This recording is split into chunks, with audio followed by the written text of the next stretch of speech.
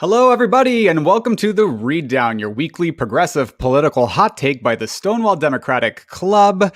I am your moderator this evening, Alex Mahajer, and tonight we'll be joined by Ebony Murphy-Root, Jeffrey Marks, and Drexel Hurd to talk about the Biden transition, Trump's concession-ish, the raging coronavirus, all of this and more tonight on the Read Down.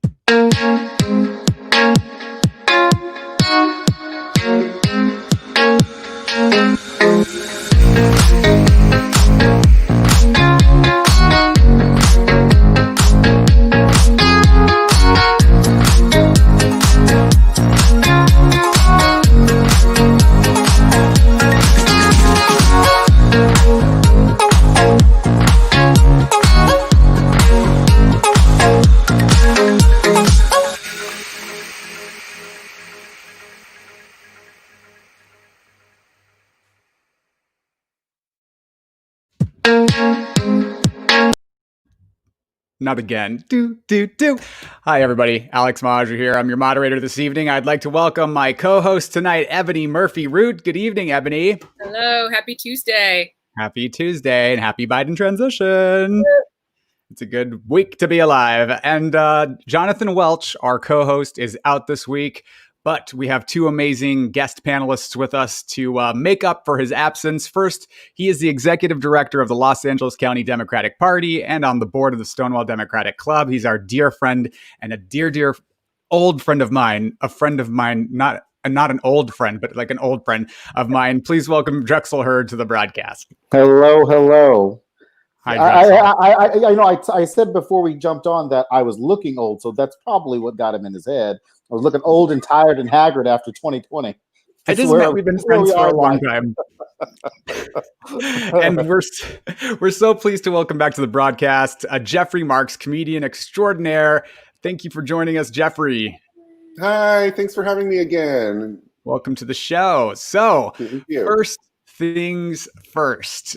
Let's look at this outline that Jonathan Welch, who I'm angry at you, Jonathan, if you're watching from home. Okay. We'd like to start with the weekly read down. So this is our chance to talk about all the current events, all the hot topics, what's going on in government. And first and foremost, Trump finally kind of acknowledges that he lost.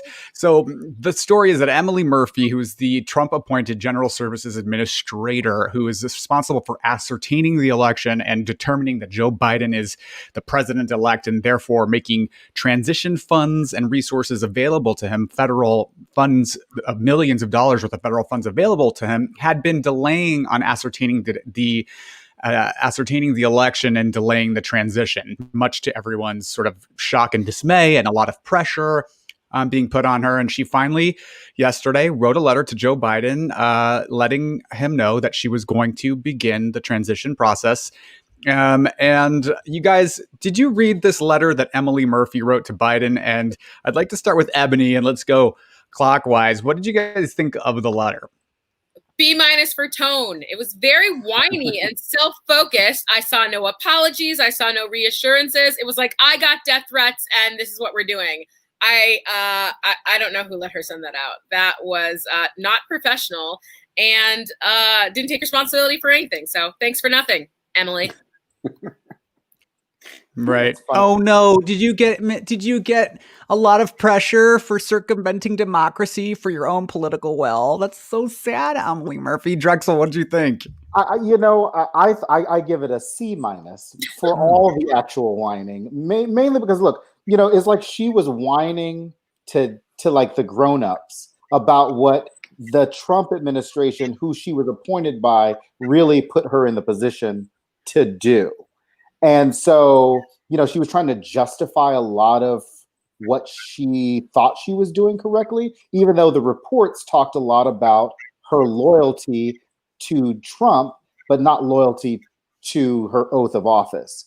And so that's kind of where she was. And that's what we got. But that's not what we got in the letter. She tried to pull the wool over our eyes and do a little bait and switch by trying to make it seem, which has been the Republican playbook for a long time, even this week, where you saw Ted Cruz go out there talking about how liberals are like shrill and whiny. He said this like yesterday. like that's their playbook, is to make liberals look like the whiners, when in actuality, you can actually see it on paper who the actual whiners are. Yeah. Jeffrey, was this just a case of just whining and gaslighting? Did you read this letter, and what did you think of it? Well, you guys, I'm going to have to disagree with everyone on the panel, and I'm going to give her an A+ for whining. I thought it was an exceptional job. I thought she did whining to a T. I think if you were to cast anyone into a how to be the best whiners club, she is it. She is top level whining, and I think we should just stand in awe in the complete job of whining that she has done. It doesn't mean I agree with her or anything, but I think that she's done an excellent job of whining. Like when you're in grade school and you would get yelled at when you wouldn't like take responsibility for something or try to blame someone else for Ebony, you're a teacher. I feel like the entire Trump administration is just like, but you made me do it, or like, but they are mean. It's like ridiculous. And like, really, you want to talk about shrill? Donald Trump filed upwards of 35 fraudulent, baseless lawsuits crying about the fact that he lost. Like, it's the most absurd, childish spectacle, and the liberals are shrill, and they've called us joyless too.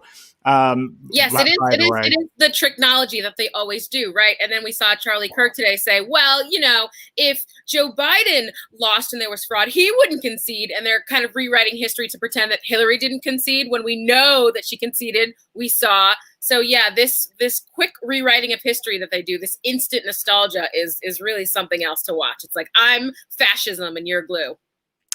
You want to know how I know Hillary Clinton conceded on election night, by the way? Because it was 3 a.m. I was in New York City taking a cab from her election night party back to where I was staying when I got the news alert on my phone saying she had called Trump to concede the night of the election. The speech was just the next day. So, this whole thing, like, they've been trying to, I said she shouldn't concede, but that was just me. She actually did. So, all in all, just what a spectacle. But she did finally ascertain, and a lot of people are saying it's because of this Michigan State Board of Canvassers.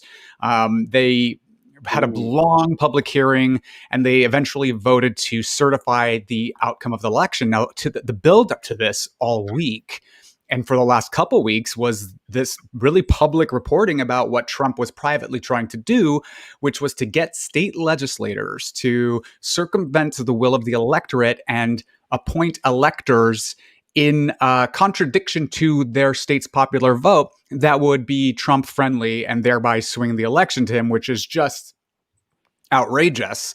And then we watched this state board of canvassers meeting all day, and there was really questions about whether they were going to vote to certify the election. Now, eventually they did. One of them voted to abstain, so it was a 3-1 vote, which is just absurd. And what an embarrassment! What an embarrassment! There was even one no vote, but that's neither here nor there. They finally voted to certify him, and after that, it became pretty much impossible for Donald Trump and his team to see any way they could try to steal the election because it's certified. Pennsylvania's now certified, Georgia's certified, Wisconsin's certified, and those are the states that he would have needed to try to, manipulate in some way. So, all in all, the transition has begun. Meanwhile, Trump's crackerjack legal team isn't doing so hot. So, have you guys been paying attention to the lawsuits and Giuliani and Sidney Powell? Like, Giuliani's gone off the deep end. I mean, I don't think he was pretty shallow water anyway to begin with, but he's really gone off the deep end. Ebony, thoughts on Giuliani, thoughts on the hair dye, just the deranged press conferences. Like, what's going on with Donald Trump's legal team? My word, this is late stage. I don't know even what to call it. Late stage democracy's end. We've got Giuliani up there dripping. I don't know how he ever passed the bar. Did anybody check on that? Because it doesn't seem like he knew any of the terms. The judge was just sort of looking at him like, you were the mayor of, a major metropolis. Rudy made a fool of himself. And then you could tell that he knew that he was lying because when he got into court, he would try to pull it together, right? But then he would go outside and return to his wild speculations. So he's totally diminished any sort of reputation that he had in the same week that, we lost Mayor Dinkins yesterday. So sad to see. Yes, and rest in peace to Mayor Dinkins. I think he was 93. A life well lived. Drexel, thoughts on Giuliani? And by the way, okay, but give me your thoughts on Giuliani, and I have some insight into why he may be so Looney Tunes. Well, I think first of all, what I like to call the Donald Trump team, if you follow me on Twitter, which is they're like really bad Scooby-Doo villains. They're like the bad. They're worse than the villains, because at least the villains in Scooby-Doo have some sort of plan that we don't kind of know about. But the problem with the Trump administration, and certainly the problem throughout this entire 4 years, is that Trump is not bright enough to not tell us the plan. And that, we kind of look at everything and go, if we had had a competent, evil person, we'd be in a much, if Republicans were interested in working with Donald Trump post this whole election, we probably would have seen some more high profile Karl Rove type people out there doing some things. But in this case, they rolled out Rudy Giuliani, and really the only thing that we remember is this press conference outside of the back of a hardware store. Like, that should have been the first indication that everything was going downhill after that.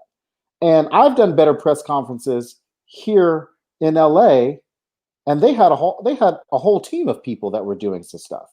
So I think like that is that should have been the first indication that this culminated everything that this Trump administration was about. This ended the clownery and tomfoolery of this administration into these last couple of weeks of how their legal team has done a few things. So, I mean, this is them on full display. This is exactly who they are. And they're messy and sloppy, and cannot wait for them to not be in charge anymore. That's I mean, look, and it's kind of sad actually, because look, Rudy Giuliani was a respected former mayor out of New York, led us through a little bit of 9/11 with Hillary Clinton by his side. And so to see him move from that, hello, Secretary Clinton, it's good to see you. I also saw the vice president-elect every week. And like to watch somebody fall like that, it wasn't even like a slow, gradual fall. It was like at least Chris Christie, he was falling, and then he was like, I don't know about that. I'm gonna float back somewhere else. Rudy Giuliani just kept going, and then they sent him to Ukraine, and then it just got worse and worse, as if it was like a bad episode of The Manchurian Candidate, where they were just injecting him with bullshit. Can I say that? They were just injecting. Okay, they were just injecting him with stuff, and then like he just turned out to be this crazy person. Yeah, I think because Chris Christie is a savvy politician and a liar and manipulative and self-serving, and Rudy Giuliani is a deranged bootlicker at his best. And so, Jeffrey, what did you think of this? What do you think of this legal team? And then there's Sidney Powell too. I don't know if you're kind of familiar with the fact that she was so deranged during the press conferences that Giuliani was actually trying to distance himself from her and saying she's not on the legal team. So what are your thoughts on these lawsuits and these deranged performances by his legal team on the national stage?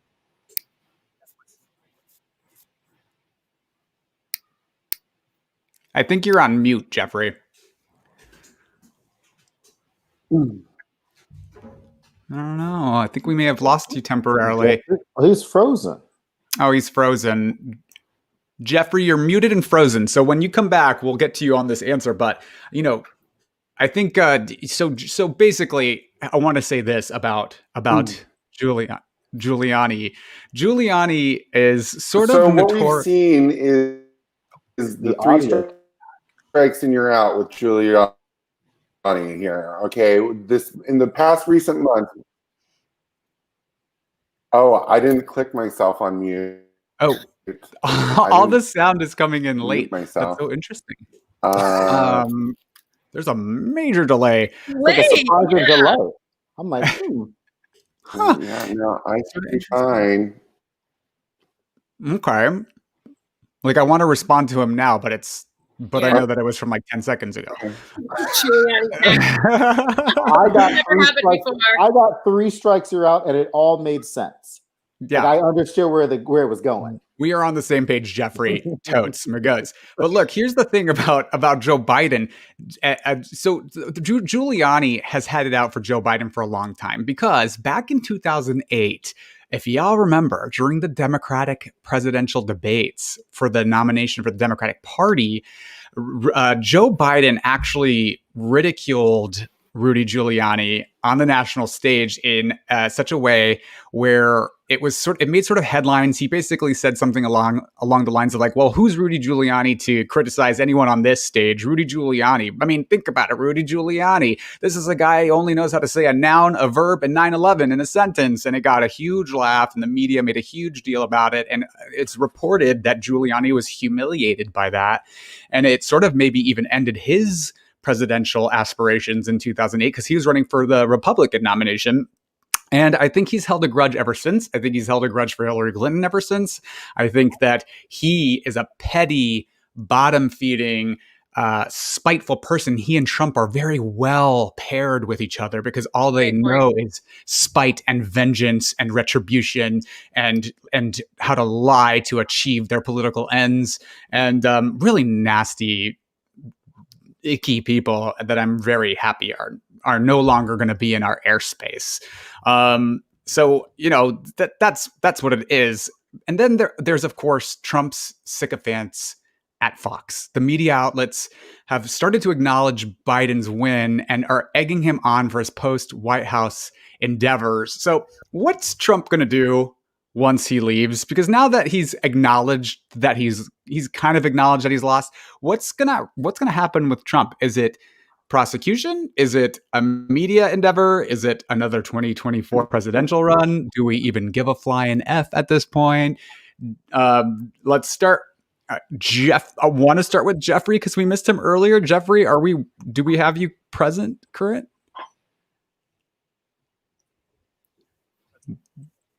We don't. We're having sound delays on Jeffrey. Ebony, what are your thoughts on what's going to happen post White House? I don't think that Trump has the ability to pull off something like an OAN. You have to understand satire and doublespeak, and I don't think that he can pull that off. So I think he will go back to his building and his team of 8-10 folks who worked for him for the past 30 years and try to stay out of jail. But I don't see a media empire coming from the Trump family. Yeah, I think to Ebony's point, I think if you guys remember, there was I think it was Barbara Walters' interview a few years ago where Donald Trump actually said that if he ever ran out of money, he would just run for president. And that's where we are right now. So now the president, Donald Trump has become the president. He's ran out of money. Now he doesn't have anything to do. He doesn't know what to do.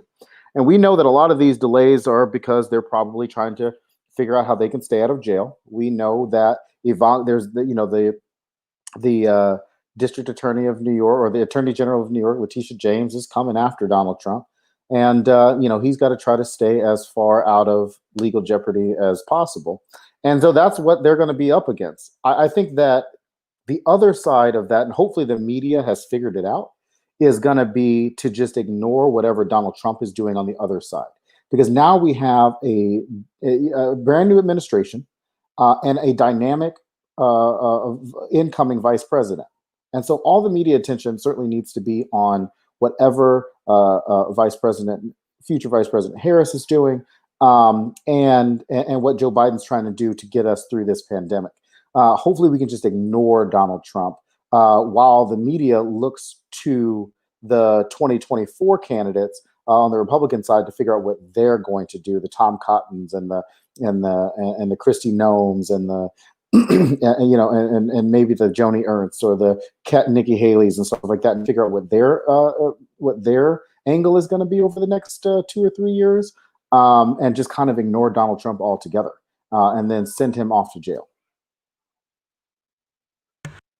Off you go to jail or the Kremlin, whichever. See you later. Just like he told his people, you might never see me again. Well, yeah. Goodbye. He's a bye-bye. Bye-bye. Ebony, what's Trump's end game here? And Fox is egging him on, trying to get him to determine what his post-election, his post-presidency life is going to be. What do you think it's going to be? I do think he's broke, and I do think that he needs to save face. He needs to keep his wife with him, so he needs to drum up some cash. Otherwise, she's out of town, and that would be the ultimate humiliation for him. So I think he's trying to drum up some liquid cash, maybe work some deals with Steve Mnuchin, something like that. But he needs to figure out a way to get some money and stay out of jail. And I do think he might try to get out of the country. So let's see if anybody offers to take him in. Putin. Excuse me. Had a little cough there. Yeah, look, here's what's going to happen. Okay, y'all watching at home, everyone on the panel, let Daddy tell you what's going to happen.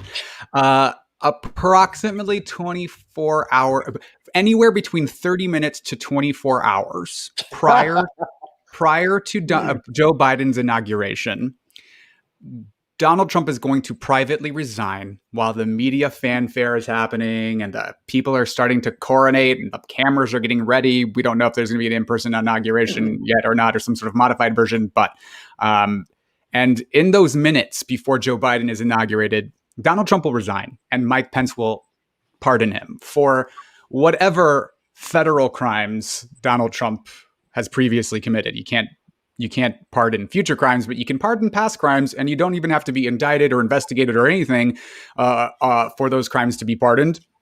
And he's going to do that. And Ebony, I think you're right as well. I think the grift is real. I think this whole defend the election, these emails, because, I'm a glutton for punishment and I'm on his email list, which is... It's been a real nutty experience. It's like on the hour, every hour fundraising emails to defend the election. That's because he's the grift is real. He's trying to do exactly what Ebony said, raise some money and pay down that $1 billion of debt that he owes to Putin. Drexel, let's say that he gets pardoned. You know what? Forget it. I'm actually done talking about Trump. Let's be a little more hopeful and let's talk about Joe Biden's pretty impressive cabinet picks so far. So he's putting together a national security team, brings a lot of experience and gravitas to the State Department, the national security, the NSA, and the intelligence agencies, which has been largely missing the last 4 years.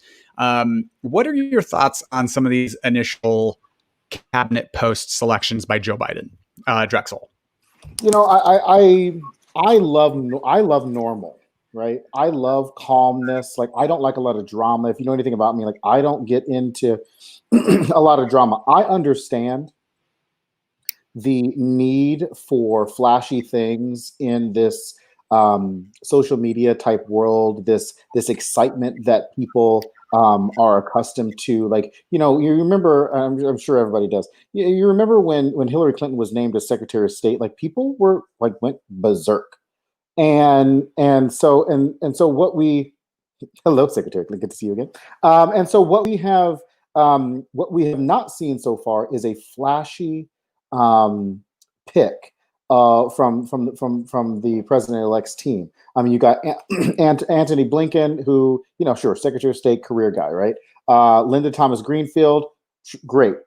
Even great, U.S. ambassador to UN. We already had Secretary Rice at the time, who I think was UN ambassador at one point too. So it wasn't like, she's the first Black woman, first anything. And then you have Alejandro Mayorkas, who's incoming Department of Homeland Security, who would be exciting as the first Latino to lead that agency, which I'm sure he's very exciting for most people. But he's not flashy. Like, he's not exciting. He's not like oh my God, we've put in like somebody that everybody's like, oh my gosh, it's crazy. Like, we're not getting that. And then you've got John Kerry, who everybody already knows. He was our Democratic nominee 2004. He was Secretary of State. He's been a lot of these things. So I think, and Janet Yellen, as Secretary of Treasury coming in. So I don't think that I think a lot of the criticisms that we're seeing is a little bit of progressives feeling like they're being shut out in parts of those conversations. But there's a lot of other space and a lot of other cabinet positions that still have yet to be tapped into. The other part of that is you've got a lot of young people who are looking for exciting. If you've been looking for exciting, I can assure you, you are not going to get exciting in this Biden administration. And it's going to be partly because grown-ups have got to get back this country back to a place, I won't even say of normalcy, to where like, hey, we've gone through 4 years of destruction. I literally mean, here in LA County, we're going to start seeing the desecration of small businesses, and you're going to see that across the country. You're going to figure out how you can get people back. Once people, you can't just shell out money and expect people on the other side to go back to their normal routines once jobs open back up. Like, that's just not going to happen. We certainly didn't see that in the first stimulus. So there's a lot of things that the Biden administration is going to have to be focused on, like laser focused. And you can't have flashy, you can't, and Joe Biden has been very good about this. And Kamala Harris, as much as we'd love to see Kamala Harris, has been very good about being present, but being just not as present enough to let Joe Biden lead. And I think that people are wanting to see. Joe Biden doesn't want anybody to steal the thunder. He doesn't want the attention on somebody else who is exciting to take away from the job at hand. And I think that is very smart. And that's exactly what we need right now, because we've gone through 4 years of flash, central casting type cabinet members. Exciting. Are they on TikTok? Are they not? Like, we don't need any more TikTok stars in the White House. No more Twitter people. No more reality television stars. We don't need any of those people. We don't need flashy progressives who mouth off on Twitter all day. We actually need people who are committed to actually delivering and doing the work. We don't need keyboard warriors out there trying to set policy, because that's not how things get done.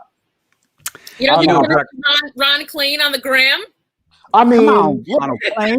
Listen, if Ron Klain jumps on the gram, could you imagine? Actually, I did say, because Jonathan Capehart tweeted today about, I remember when Kamala was teaching his husband how to baste a turkey, like off camera one day, and he tweeted about it again today. You can follow Jonathan Capehart from MSNBC, and I said, what if we had a cooking show with the VP? Like, people would want to be into that. But my point is, at the end of the day, we have got to get people back into the mindset of, yes, we don't want things to go back too much to normal, because normal stifles progress, but progress is not flashy. And that is what everybody is looking to, which is instant gratification of things changing from day one. There are certain things that can change. Like, if we could talk about canceling student debt, right? For example, I'll just use canceling student debt. The federal government can cancel student debt on federal loans. But if you don't think that Sally Mae and these other private organizations are still going to get their money, when a majority of Americans still get their loans through private companies, like, what is it that you think that the federal government can do on that front? Because private companies are still going to get their money. So yes, the president will have that opportunity. The president will have that opportunity to, as Elizabeth Warren has pointed out, these steps that can be taken on day one. But like, those are things that people, that will help here, that will help there, that will help here and there. But it's still got to take a little bit more time to take into effect. And people are going to expect instant gratification, because that's what we're used to. All right. And then we eat each other for not delivering on time. It. Drexel, I think, I just, to your point, right. Just real quick, Drexel, I just wanted to your point.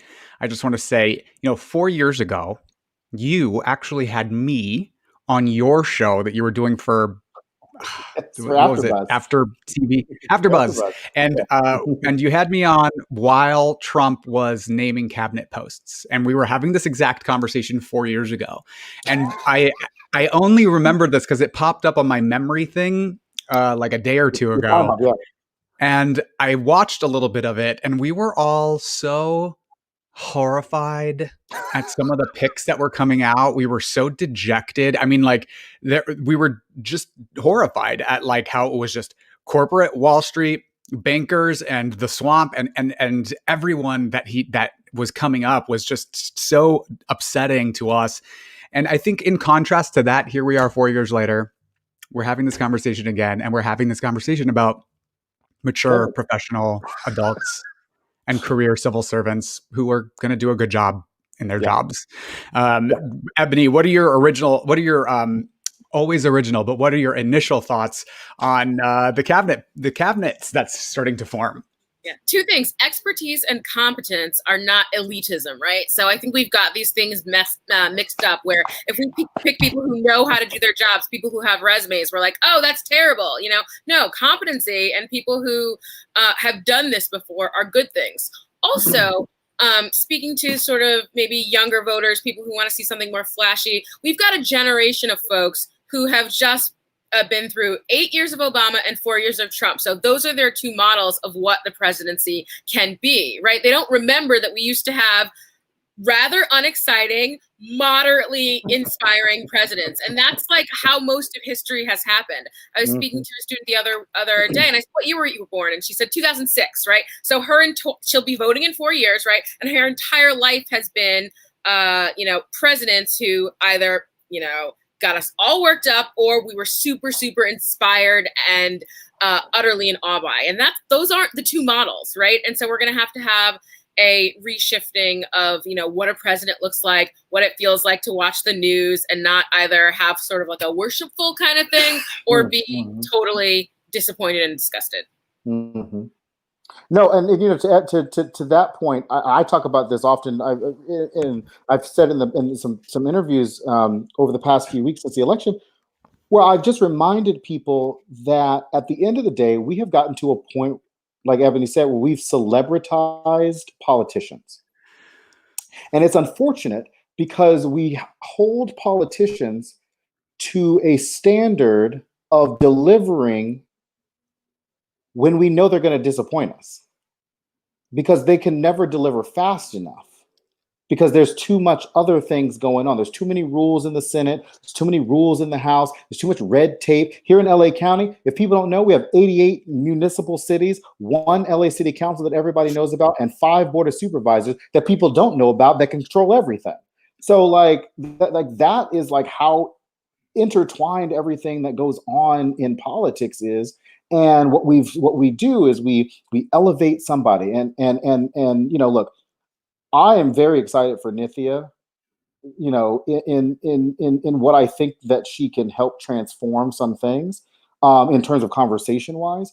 I am almost afraid for her in the sense that folks that may have voted for her and certainly have put her up on this pedestal of expectation that she won't be able to deliver fast enough. And then they will write her off, just like they've written every other progressive off, that it maybe not be progressive enough because they're not delivering fast enough. But if we remember that, first of all, it takes a lot to step up to run for office. People are uprooting their lives. People are letting you into their lives. And I'm not complaining for them. What I'm saying is that there's still real people at the end of the day with real jobs. Who come from real families and real jobs and real lives. And they still are trying to make best decisions possible. And when we over celebritize them, we set them up for their own failure. And that's not fair to them. Indeed. And they're just trying to do the best that they can to represent the people who put them there.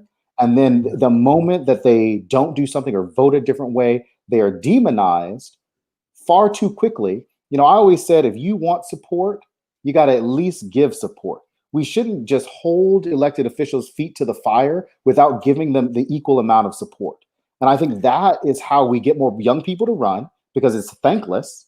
It's a thankless job to be an elected official. And at the same time, remind them that the things that you're doing good are equally as important as the things that we don't really appreciate.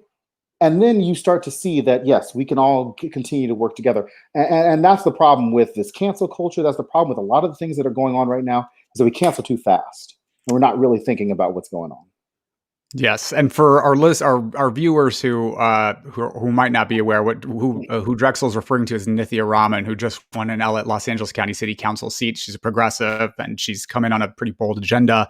But your sentiment is I recognize it across the board and nationally. It is very much so a part of our instant gratification culture, that people need to realize that this work is long, and it's a long game, and it takes a long time to make these policies take root and for the effects of them to be felt. And with that, I have to say, I don't know that all of the cabinet picks are necessarily. I'm not hearing that much criticism of the picks from progressives.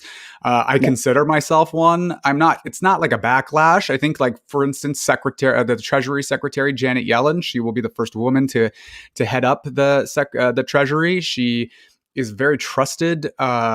She was the head of the Federal Reserve under Obama.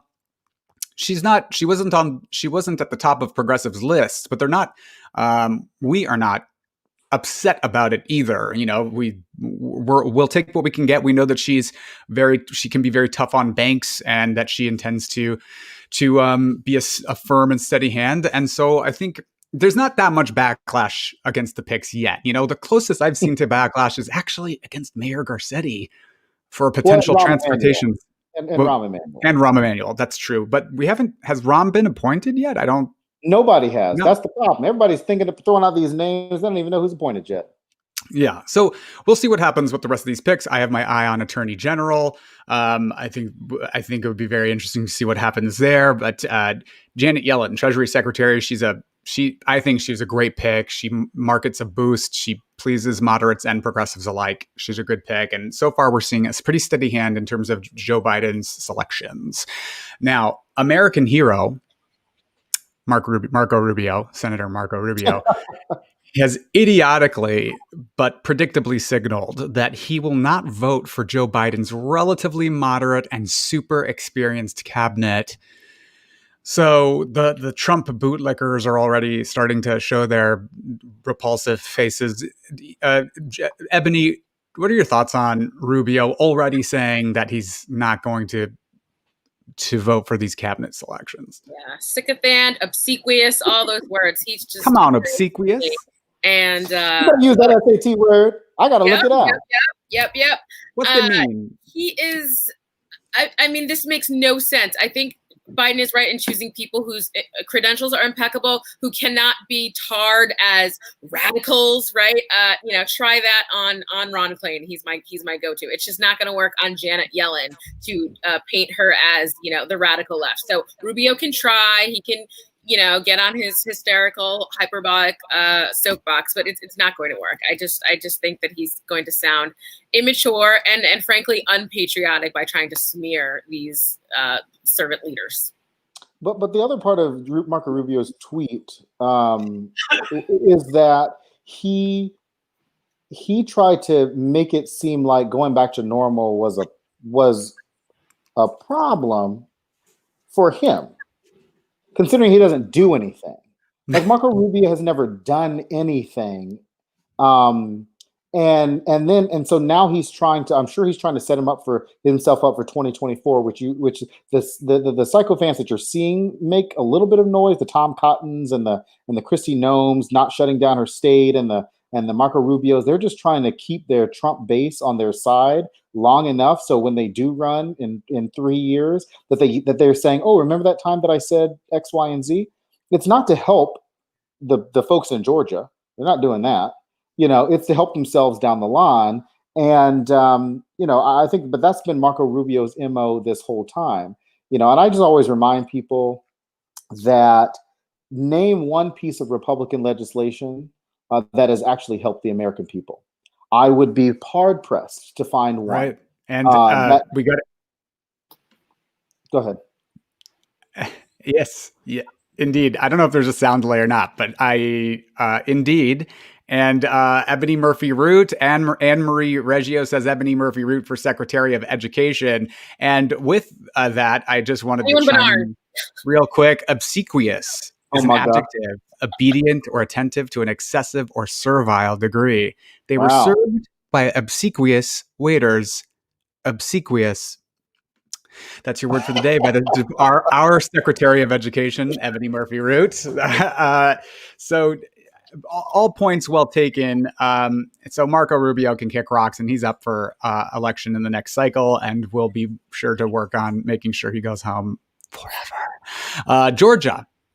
Let's talk about these Georgia Senate races, because everything's sort of hinging on these races now. It continues to be the center of the political action and universe, with the Senate up in the air. Now, where we're at with this is that the Democrats and the Republicans now have a 48-48 split.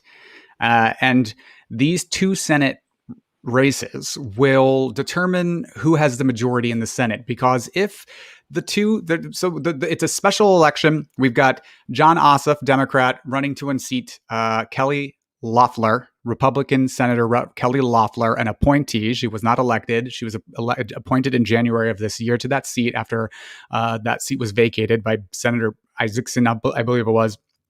And that's race number one over in this box. Then in this box, we've got Senator David Perdue, Republican incumbent, and we've got Reverend Raphael Warnock running to unseat him. Now, in the November 3rd general election, none of these candidates received more than 50% of the vote. And because of Georgia's deeply repressive voting laws, which are still really trying to suppress the vote constantly, they don't allow the outright winner to just win. If you don't have at least 50% of the vote, you got to go off to a runoff election. So that's January 5th. And whoever wins these two seats will determine the majority, because if Democrats get 50, then Kamala Harris as vice president is the tie-breaking vote. And we can actually give Biden an agenda that he can actually try to get done over the next couple of years. So despite these rising COVID numbers, Ossoff and Warnock are campaigning and they're safely knocking doors. Let's talk to you. I want to hear from you guys. Ebony, what are your thoughts on these two races? Where are we at with them? What's your take right now in the state of the race? I think we need to listen to the Georgia folks on the ground. They tell us to stay home, send money, phone bank. They need resources. I think we should do what they say. We should follow the folks who have been doing the work there for the past few years that have gotten us to where we are right now. So watch Stacey Abrams All In and listen to the word from the campaigns and send your dollars. That's what I'm doing. And I have a freaking great movie if you haven't watched it. Drexel, the Georgia races. What is your take as the executive director of the Los Angeles County Democratic Party? Well, across the country. I used to live in Georgia. We were stationed in Georgia. We were stationed in Savannah. I was stationed in Savannah as a kid. So I love Georgia. Georgia's like a second home to me. And so seeing Georgia flip blue on the presidential level was very exciting. Seeing what's happening with John Ossoff and Raphael Warnock is equally as exciting. It's like a movie. This is like if Donald Trump wanted a movie ending, this is what like the Republicans are getting right now. And what to Ebony's point, like I just want to remind folks that Georgians are saying, please don't come to our state. First of all, we don't need some out-of-staters coming to our state trying to tell us what to do in our own state and or bring in your coronavirus, especially if you're coming from other states that don't know how to get their acts together. The other part is that you can phone bank, you can do whatever you need to. What I hope is that people are giving both of these candidates equal attention. We have known John Ossoff for a long time because he ran for Congress against Representative Handel a long time ago. But we also know that with the exception of Jamie Harrison, Black candidates typically don't get the same amount of attention as their counterparts. So I'm really hoping that we are giving both of these candidates equal amount of attention in terms of dollars, in terms of focus, because Kelly Loeffler's husband, I don't think people know this, and I didn't find this out till the other day, is like the chair or the owner of a company that oversees the New York Stock Exchange. Like there's a lot of money. Kelly Loeffler doesn't need this job, and she certainly doesn't need to be representing Georgians. But that's not the narrative. The other part of that is what we've seen is a shift in strategy over the last couple of days. Both campaigns have said that they're going to be back knocking on doors and canvassing and getting Georgians out to vote. The Black Voters Project out of Georgia has mobilized. We saw their fleet of vans that are ready to mobilize voters across the state over the next few weeks to get them out to vote. The Fair Fight Project has made sure that up to this point, 700,000+ voters are registered to vote in the January 5th election. So like there's a lot of movement going on in there. We just have to make sure that we're focused on both candidates at the exact same time and not just the one who we deem to be the flashiest. Right. And we got a couple comments coming in. Jose Serrato, my daughter, Jose says, let him ride into the sunset. Thank you, Jose. Little Marco has no self-respect, says Stonewall President Lester F. Aponte, with whom I traveled to Arizona and knocked on doors to try and flip the state. And so, Lester, you and me are solely responsible for Arizona. Single-handedly. Single-handedly, double-handedly. Double-handedly. Double-handedly. So knocking on doors works. I know from experience. And here's the thing. So Georgia is coming up January 5th. As you mentioned, Drexel, 750,000 people have already registered to receive their absentee ballots. And you have to request your absentee ballot again in Georgia if you're going to vote by mail in this runoff election. So you can't rely on having requested it for the general in November. You got to request it again. The deadlines are coming up. In-person voting, I believe, begins December 14th. And then election day is January 5th. And let's see, John Murphy Root. Oh, there's any relation? Oh, yes, we're cousins. Says, I think one thing not being mentioned with the Senate is they can only go so long holding out when Biden will keep calling for bipartisan. I think some of these Republicans will flip on votes now that it's not so dangerous. That's possible. And we've already seen that too. We saw the very emotional my God, I don't know what to do, Susan Collins, who she's concerned, everyone. She's concerned every once in a while.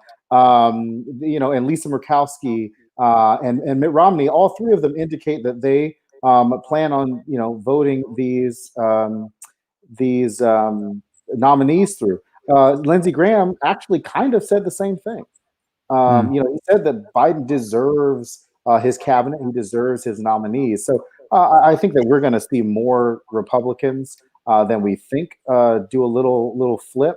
Because at the end of the day, they know, based on the votes, 80 million of them on our side, 73 million of them on their side. At some point, they're going to have to figure out, Republicans are going to have to figure out how to move the needle just enough, or they're always going to be shut out in the popular vote. I mean, everybody knows that Republicans haven't won the popular vote in a very long time.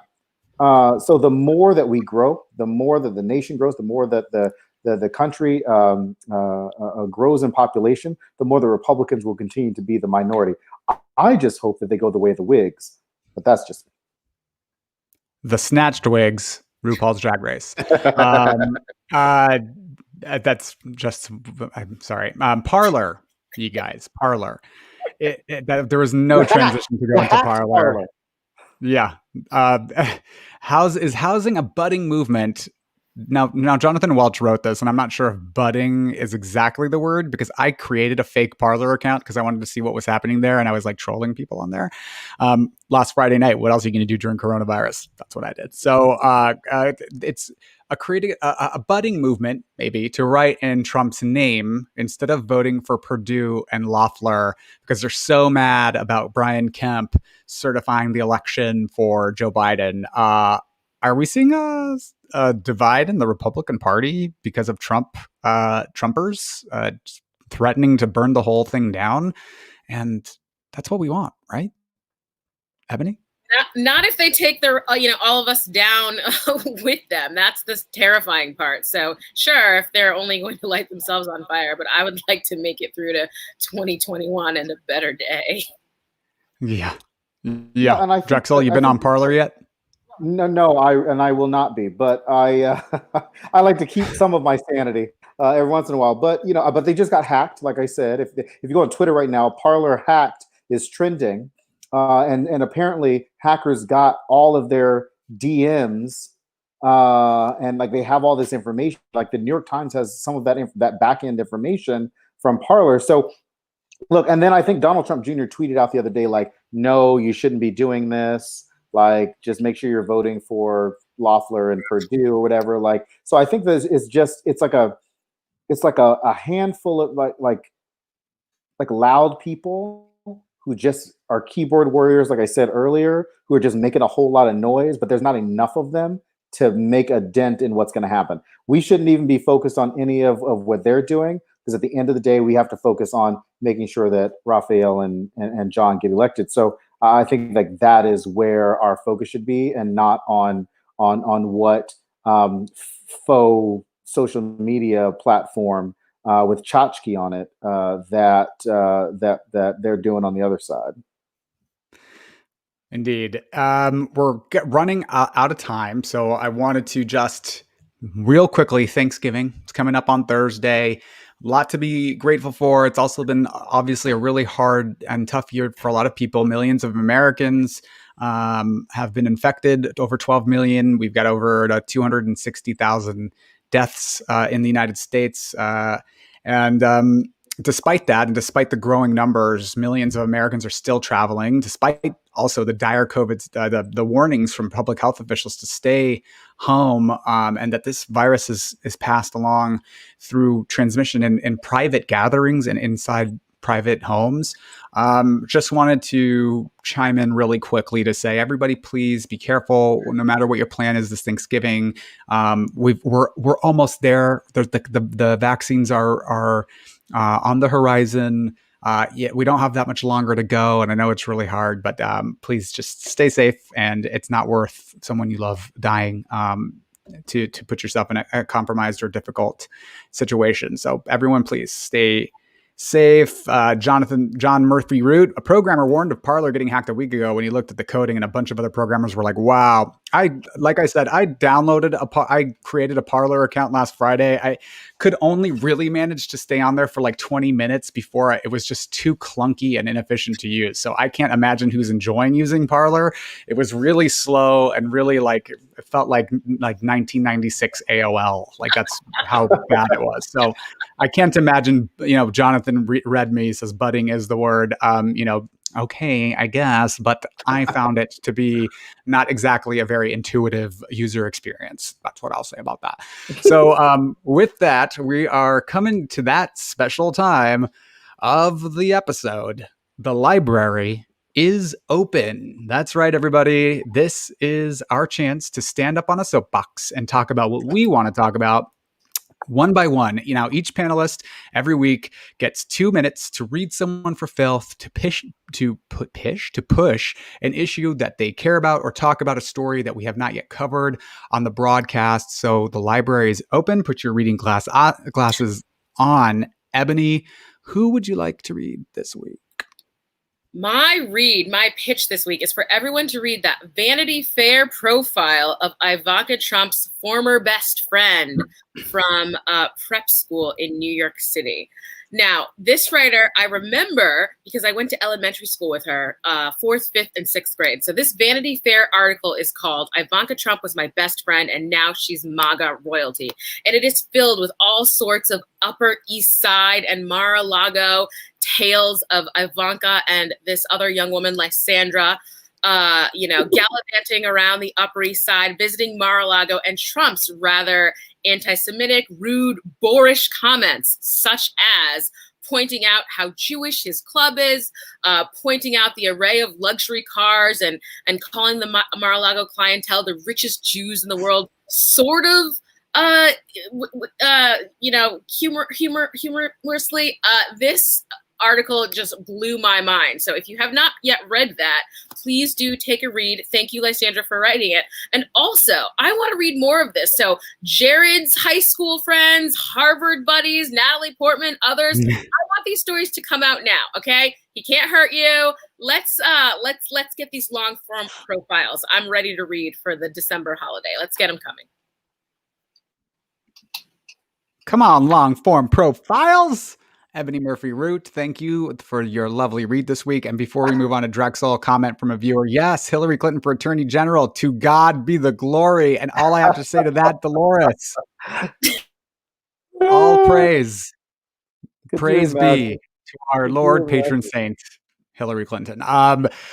Drexel, can you imagine? I don't think Hillary Clinton's going to be the Attorney General. I think she's getting retired, but it would tickle my fancy. Drexel, the library is open. Who would you like to read this week? I said at the beginning, so I'm not very good at reading, and every time I watch RuPaul's Drag Race is my favorite thing because I get so jealous of like how they can do it off the cuff like that, and I'm just not very good at reading people. Plus, due to the nature of what I actually do in life, I don't know that I can read too many people outside of the Republican Party as much as I want. But however, I think that I will continue to say to everybody that at the end of the day, we have whatever we do. This is not to read anybody. This is just me just saying whatever we do.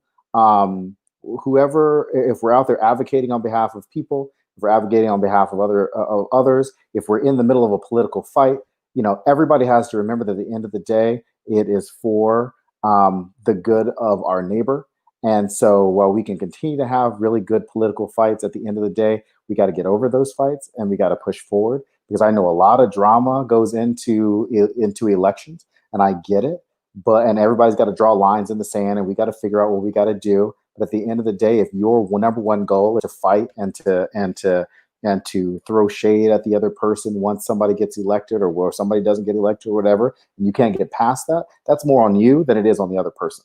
And so, and if your focus is not on what you need to be doing, then maybe you shouldn't be elected in the first place. So that is, my 2 cents on how people should move forward past elections, and hope that their focus will be on their task ahead. So that's where we are.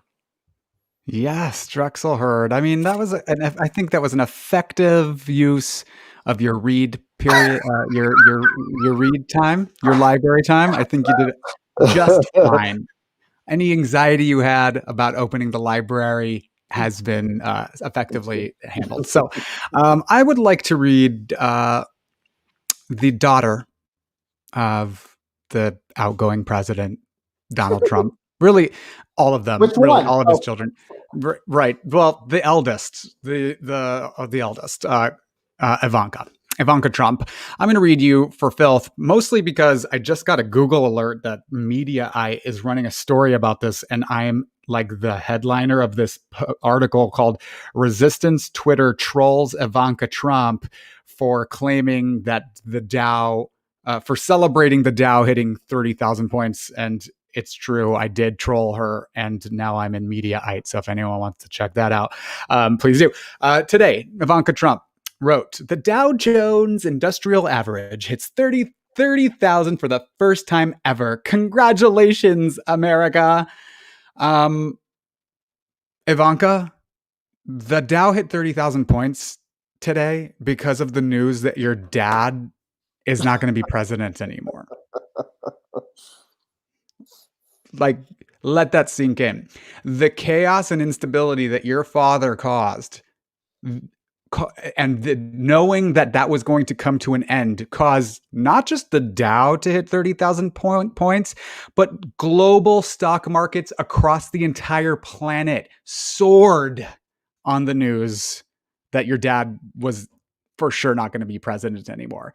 So you are a grifter, and the grift is real. You're just a shitty person who has enabled her father's most terrible tendencies. And when this presidency started, we actually had the gumption and the calculation of believing that you would be a grounding force for your father, but you are just as sociopathic and terrible as he is.